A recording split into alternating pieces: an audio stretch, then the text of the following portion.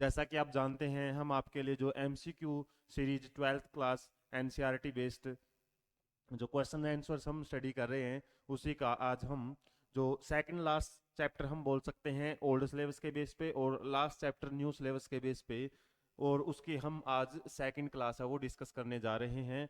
और चैप्टर में हालांकि हमने फर्स्ट पार्ट में समझा था कि बायोडाइवर्सिटी क्या है, कंजर्वेशन के लिए क्या क्या जो अलग अलग अप्रोचेज हैं वो की जाती हैं, काफ़ी डाटा वगैरह हैं वो भी इस चैप्टर से रिलेटेड आपको क्वेश्चंस में देखने को मिल सकते हैं।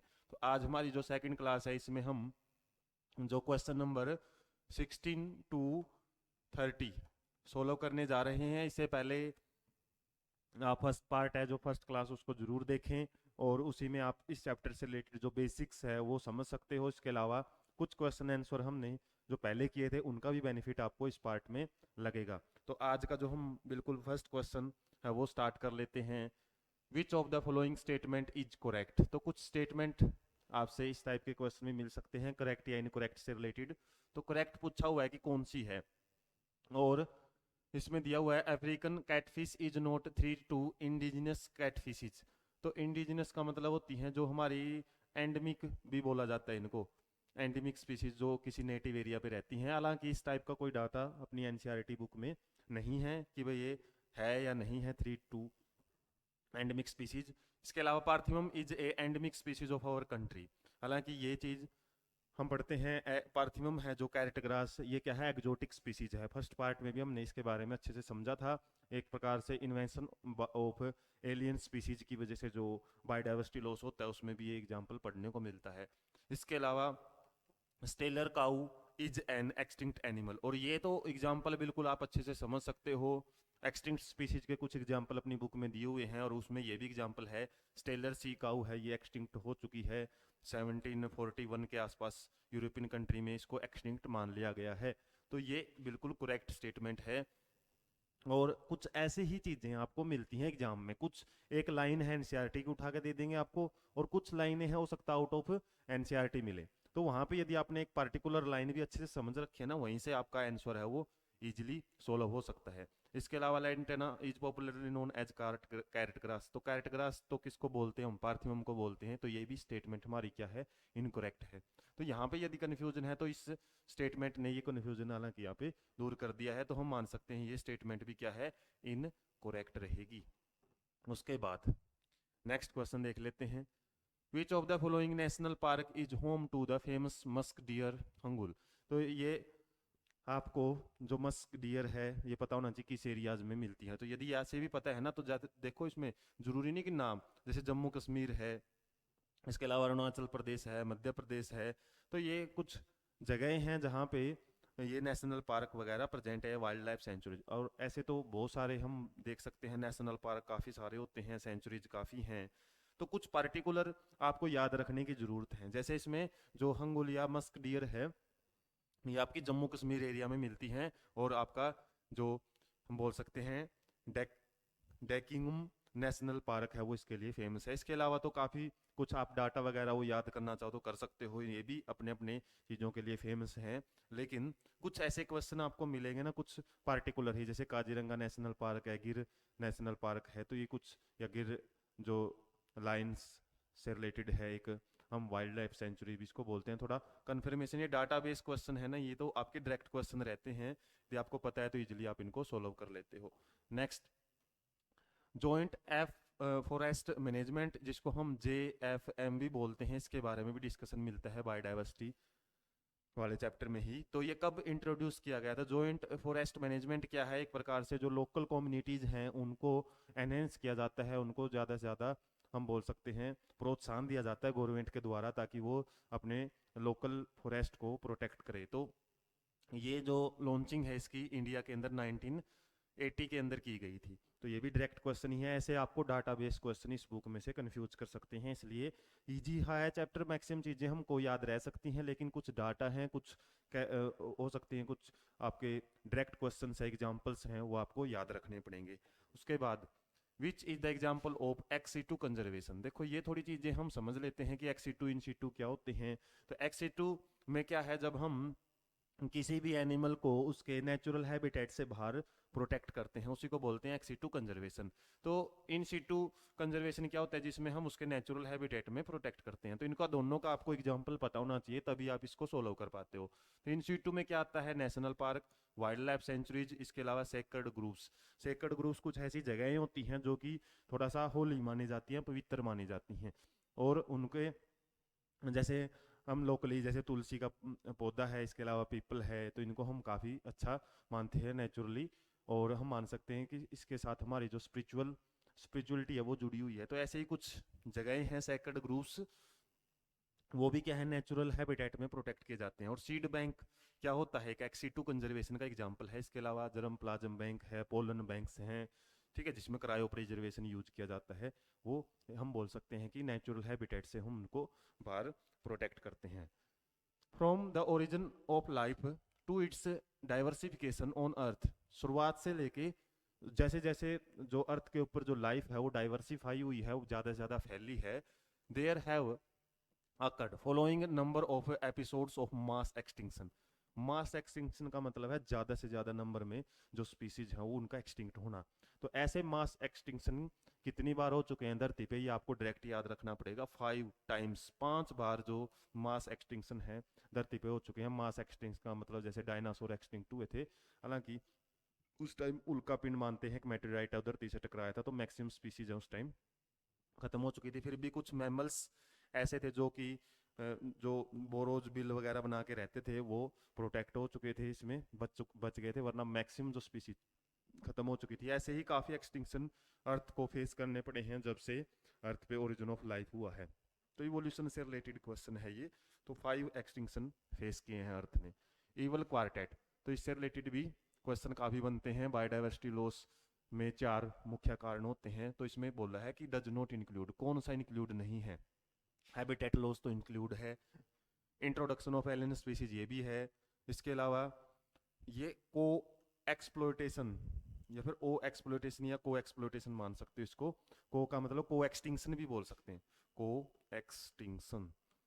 को एक्सटिंक्शन का मतलब है एक साथ नष्ट होना। मान लो 2 स्पीसीज एक दूसरे पे बिल्कुल इंटरडिपेंडेंट है, एक स्पीसीज मान लो हमने नष्ट कर दी तो दूसरी भी खत्म हो जाती है साथ साथ में। और जो हंटिंग है, हंटिंग का कोई मतलब हम सब समझते हैं वेल क्वार्टेट में, तो 3 तो ये आ ही जाते हैं, को एक्सटिंक्शन वगैरह। इसके अलावा एक क्या आता है, इन्वेशन ऑफ, ये हालांकि आ गया इंट्रोडक्शन ऑफ एलियन स्पीसीज। एक होता है, इन्हीं में 4 रहते हैं ना, तो एक हैबिटेट लॉस, एक फ्रेगमेंटेशन भी इसी में आ जाता है वैसे, और एक आता है ओवर एक्सप्लोइटेशन। ओवर एक्सप्लोइटेशन है वो आ जाता है, और ये को एक्सटिंक्शन होता है। तो 4 आ जाते हैं, 3 तो दे रखे हैं, तो ये ओवर एक्सप्लोइटेशन आता है। हंटिंग है वो नहीं आता इसमें डायरेक्ट, हम बोल सकते हैं, तो हंटिंग इसमें एक रीजन नहीं मान सकते। उसके बाद Amazon rain forest called the lungs of planet, हमारी धरती के फेफड़े माने जाते हैं। जैसे फेफड़े हमारे ब्लड को प्यूरिफाई करते हैं, CO2 है वो रिमूव करते हैं, ऑक्सीजन उसमें इंसर्ट करते हैं, एक प्रकार से डिफ्यूजन से हम पढ़ते हैं ना ब्रीदिंग या रेस्पिरेटरी सिस्टम में। तो ऐसे ही जो हमारी अर्थ है, अर्थ से जो CO2 का फिक्सेशन इसमें ग्लूकोज में, और साथ में O2 है वो रिलीज करते हैं क्या, ज़्यादातर जो फॉरेस्ट होते हैं, ट्री होते हैं। और ज़्यादातर सबसे बड़ा फॉरेस्ट क्या है, अमेजन रेन फॉरेस्ट है, और अमेजन रिवर है वो भी सबसे बड़ी नदी है आज के डेट में यदि हम बात करें। तो इनको लंग्स ऑफ अर्थ बोला जाता है, क्योंकि ये ज़्यादातर मात्रा में जो ऑक्सीजन है ना वो फोटोसिंथेसिस से बनाते हैं। और कितनी परसेंटेज बनाते हैं ये आपसे पूछा हुआ है, तो यहाँ पे ये 20% जो ऑक्सीजन है वो प्रोड्यूस करते हैं, क्योंकि अमेजन रेन फॉरेस्ट पूरी अर्थ पे नहीं है ना, एक पार्टिकुलर एरिया में ही है, तो बहुत अच्छा खासा परसेंटेज है। फिर भी देखा जाए तो 50% कौन करते हैं CO2 फिक्सेशन की बात करें, तो ये आपके ओशंस करते हैं। इससे रिलेटेड हम क्वेश्चन पढ़ भी चुके हैं। ओशंस या फिर जो एल्गा वगैरह है, समुद्रों में पाए जाने वाले जो भी ऑटोट्रोप्स होते हैं, वो ज़्यादा से ज़्यादा मात्रा में एल्गा है ना बहुत ज़्यादा CO2 फिक्सेशन करते हैं या फिर O2 रिलीज करते हैं। और ये जो बचा हुआ 50% है उसमें से 20% बोल सकते हैं हम अमेजन रेन फॉरेस्ट है वो CO2 फिक्सेशन या फिर ऑक्सीजन रिलीज का काम करते हैं।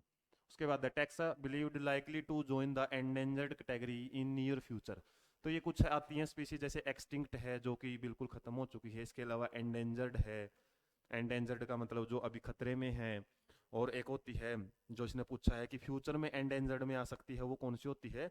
वनरेबल। वनरेबल का मतलब संभावना है, संभावित।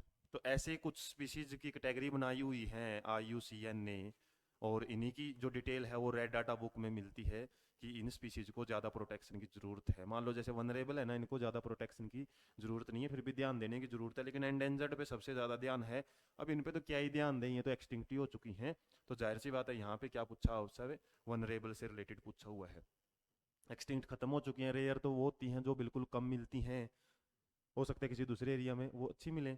इसके अलावा लिविंग फॉसिल तो क्या है, वो ऑर्गेनिज्म होते हैं जो कि एक प्रकार से बहुत प्रिमिटिव टाइप के करेक्टर्स हैं वो शो करते हैं। तो वनरेबल ही इसका हमारा आंसर रहेगा।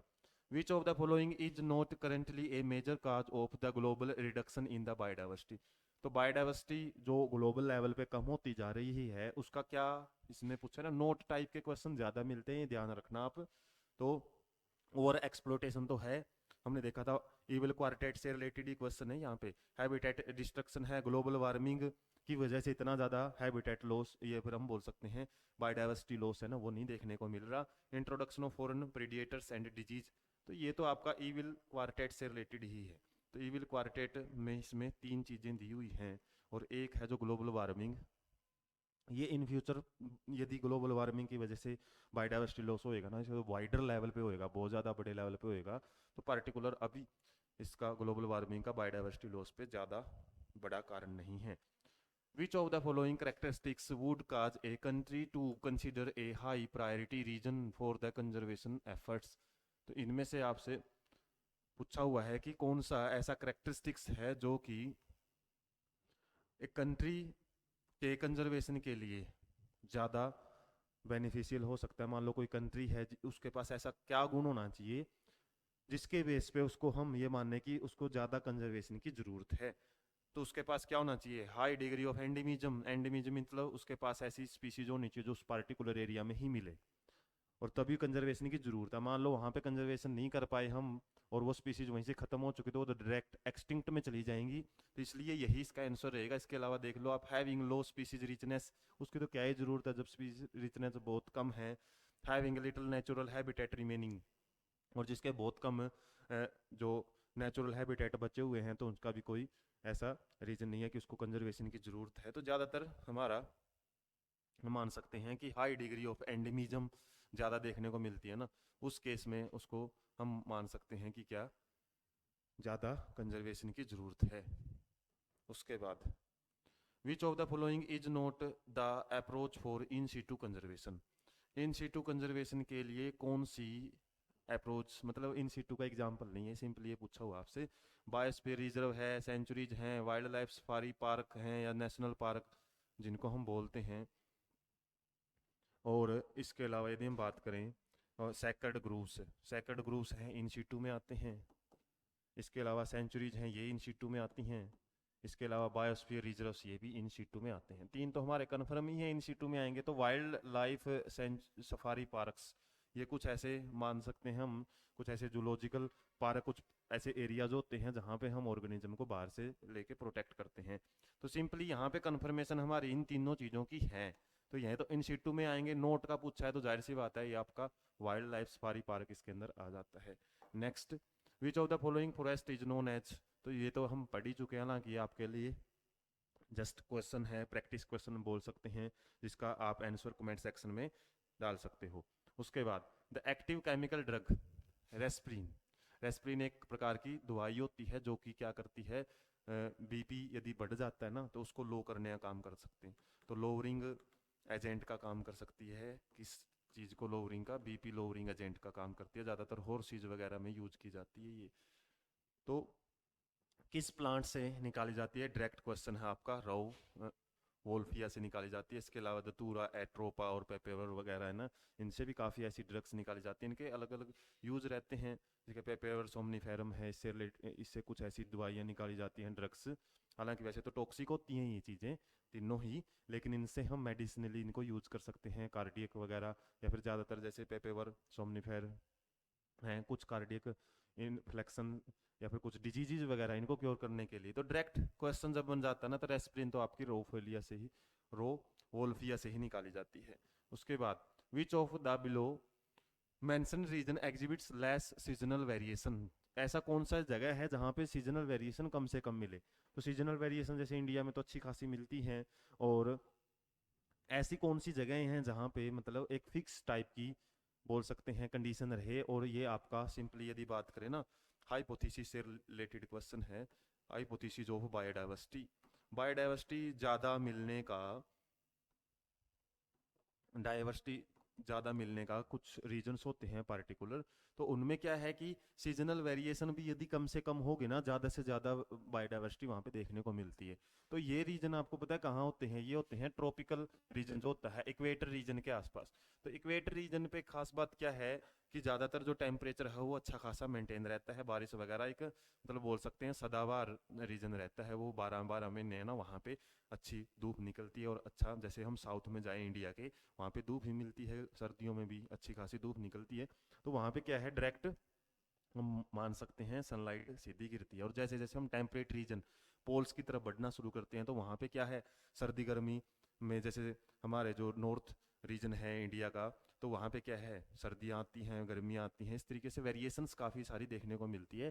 तो ये तो एक प्रकार का ओरिएंटेशन का फ़र्क है, जो अर्थ किस तरीके से ओरिएंटेड है, किस तरीके से वो टिल्टेड है, झुकी हुई है, तो उस हिसाब से उसके ऊपर लोकेशंस हैं जो डिफरेंट डिफरेंट कंट्री की।